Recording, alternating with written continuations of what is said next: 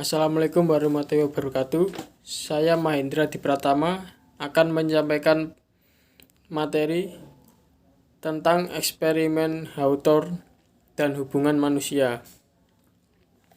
Kebutuhan akan hubungan manusia dan studi Hawthorne. Banyak temuan penulis sebelumnya, terutama dari manajemen ilmiah, yang memusatkan perhatian pada variabel mekanis dan fisiologis fungsi organisasi diuji di lapangan untuk meningkatkan efisiensi organisasi. Aspek positif dari variabel-variabel ini tidak dapat membangkitkan respon positif perilaku kerja di tempat kerja.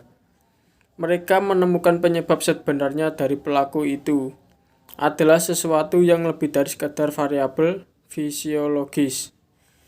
Temuan tersebut menghasilkan fenomena baru tentang perilaku manusia dan memusatkan perhatian pada perilaku manusia dalam organisasi-organisasi. Dengan demikian, pendekatan baru ini disebut pendekatan hubungan manusia dalam manajemen. Pendekatan hubungan manusia lahir dari pendekatan klasik dan selama 7 dekade terakhir banyak literatur tentang hubungan manusia telah dikembangkan.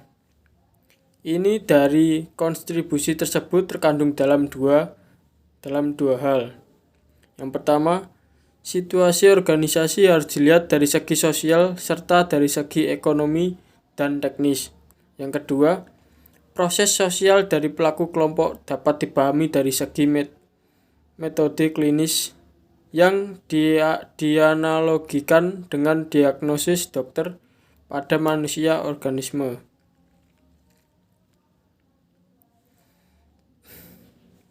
Pabrik Hawthorne dari General Electric Company Chicago sedang memproduksi bel sistem telepon.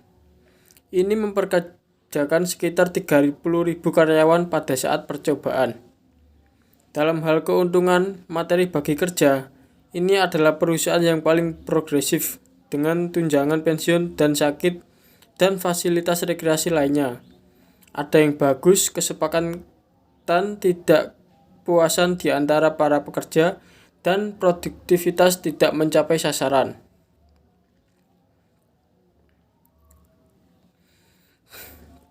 Sebuah tim dipimpin oleh Elton Mayo, Whitehead, dan Roldis Belger, dan perwakilan perusahaan William Dixon.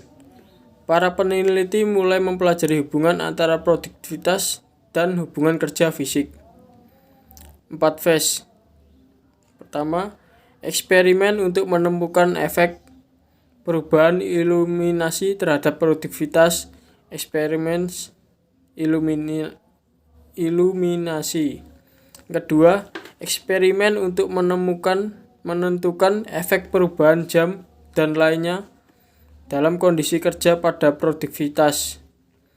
Ruang uji perakitan relay. Ketiga, melakukan wawancara di seluruh pabrik untuk menentukan sikap dan sentimen pekerja. Keempat, penentuan dan analisis organisasi sosial di tempat kerja. Eksperimen ruang observasi kabel bank.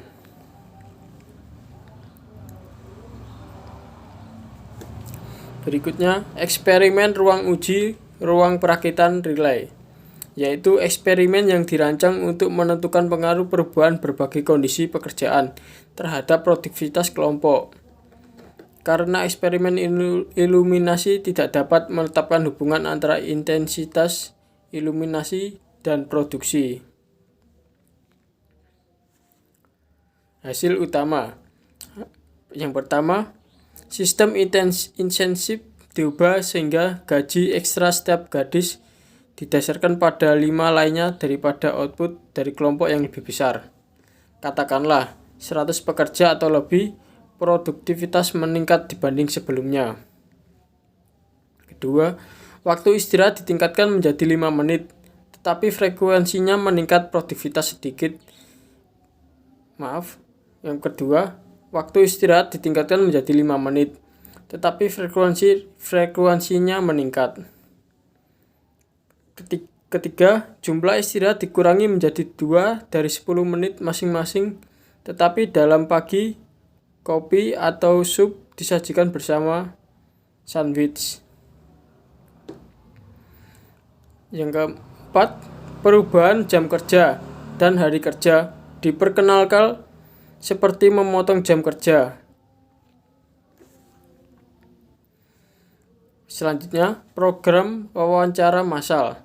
Selama pencobaan, sekitar 20.000 wawancara dilakukan antara tahun 1928 dan 1930 untuk menentukan sikap karyawan terhadap perusahaan, pengawasan, rencana asuransi, promosi, dan upah.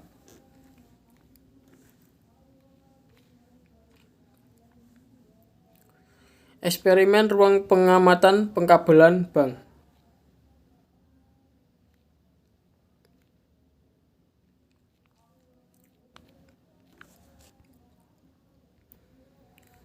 Yaitu ada eksperimen yang dilakukan antara November 1931 dan Mei 1932 dengan maksud untuk menganalisis fungsi kelompok kecil dan dampaknya terhadap perilaku individu.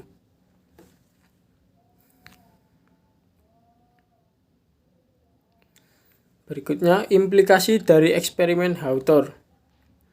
Faktor sosial dalam output sebuah organisasi pada dasarnya dipengaruhi oleh faktor sosial. Karena orang adalah makhluk sosial, karakteristik sosial mereka menentukan output dan efisiensi dalam organisasi.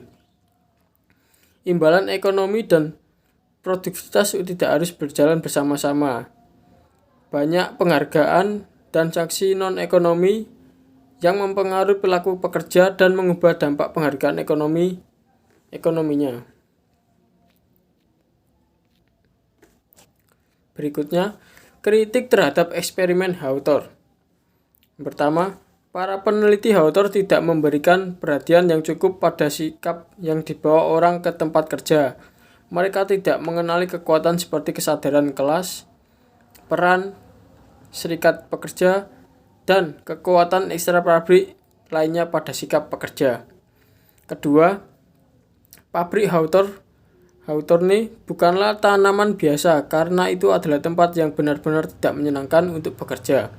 Ketiga, studi Hawthorne memandang pekerja sebagai sarana untuk akhir dan bukan tujuan itu. Mereka menganggap penerimaan tujuan manajemen dan memandang pekerja sebagai seorang yang akan memanipulasi oleh manajemen.